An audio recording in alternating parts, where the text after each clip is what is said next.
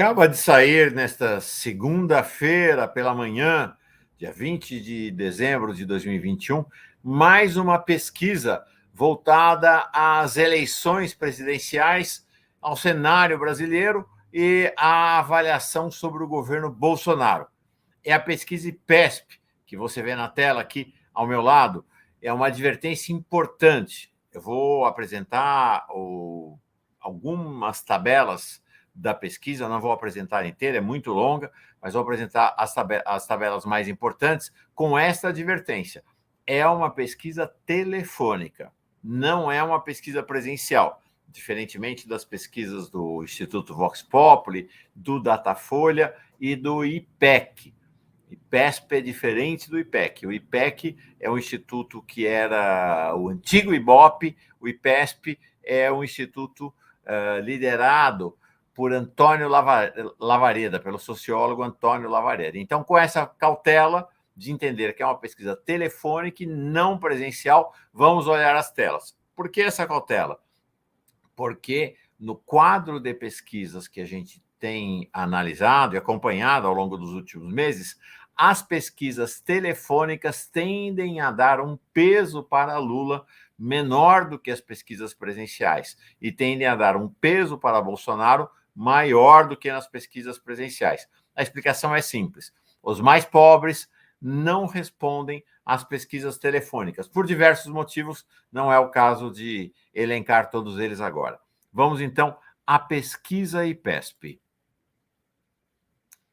Como eu disse, vou mostrar algumas tabelas, não todas. Avaliação de governos e instituições, como dá para ver aqui, a linha vermelha é a avaliação negativa, ruim, péssimo, em relação ao governo Bolsonaro. Ela vem aumentando ao longo dos meses. Agora, 54% dos pesquisados consideram o governo Bolsonaro ruim e péssimo, na mesma medida em que a linha de avaliação negativa cresce, a de avaliação positiva cai.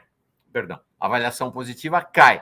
Ela é agora 24% apenas o total daqueles que consideram o governo Bolsonaro ótimo ou bom. Aprovação do governo Bolsonaro, diferente daquela avaliação. A pergunta aqui é simplesmente aprova ou desaprova. 65% desaprovam, 30% aprovam. Percepção das notícias sobre o governo Bolsonaro. Há uma percepção de que as notícias são negativas, 52%. A percepção de que elas são neutras, 29%. A percepção de que elas são mais favoráveis ao governo Bolsonaro, apenas 10%. Melhor e pior área de atuação do governo Bolsonaro, informa-nos muito pouco. Diz aqui que o combate à corrupção com 17 é melhor, saúde 15 a pior. Não nos informa muito este quadro. Comparação do governo Bolsonaro com anteriores, eu vou pular, é muito confuso isso. Avaliação do Congresso Nacional também, expectativa do desempenho, expectativas em relação à economia brasileira. Economia brasileira no caminho certo ou errado? Quase 70%, 69% tem a percepção de que está no caminho errado. Apenas 23% avaliam que ela está no caminho certo. Nós vamos ver mais adiante que esses 23% que acham que está no certo é basicamente o eleitorado de Bolsonaro neste momento. Chance de manter emprego nos próximos meses, muito grande ou grande, 60%, muito pequena, 34%.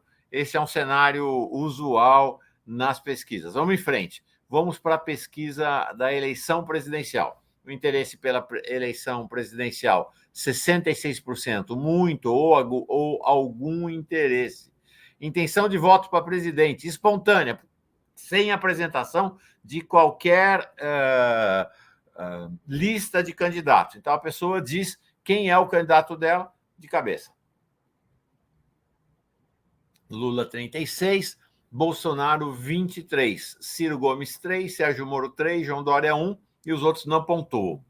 Nas pesquisas presenciais, o índice de Lula é maior, chega a superar 40%, o que é um número realmente espetacular. O do Bolsonaro é menor, fica ao redor ou até abaixo de 20%. Intenção de voto para presidente agora estimulada. Na primeira lista, Lula 44%, Bolsonaro 24%, Moro, 9, Ciro, 7, João Dória, 3, Felipe Dávila, 1, Rodrigo Pacheco, 1. Nenhum não iria votar em branco, 9, não sabe, não respondeu, 3. É muito baixo para uma eleição que acontecerá apenas um ano, a quantidade do não sei, não iria votar, não respondeu. Muito baixa mesmo. Em geral, esses números são bem maiores a um ano da eleição. Aqui nós ficamos com uma situação limite para a vitória de Lula já no primeiro turno. A soma de todos os candidatos, exceto Lula, claro, é 45, Lula 44. Então está na faixa da vitória no primeiro turno. Nas pesquisas presenciais, mais uma vez, a chance de vitória de Lula no primeiro turno aparece muito mais claramente. Lista 2, Lula 43, Bolsonaro 23, Moro 9, Ciro Gomes 7, João Dória 3, Cabo Daciolo, que não estava na anterior, 1, Simone Tebet, que também não estava, 1, Rodrigo Pacheco, 1, Alessandro Vieira, 1, Felipe Dávila, 0. O cenário não é muito diferente. Definição do voto e possíveis mudanças. Vejam, 65% dizem que já é definitiva a sua decisão em relação ao voto e apenas 33% dizem que podem mudar até a eleição. Mais uma vez, é um cenário de consolidação que não é usual nas campanhas eleitorais, nas pesquisas eleitorais.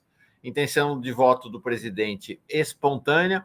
Vejam a curva de crescimento de Lula, que chegou agora a 36, e vejam que Bolsonaro fica ali na casa dos 20, ao redor dos 20, 21, 22, 23, chegou a bater em 25, mas de fato ele está girando ali entre 21 e 23 nos últimos meses. Próximo slide, aqui impossível a gente ler sobre a intenção de voto, probabilidade de voto. Aqui a gente está falando de rejeição.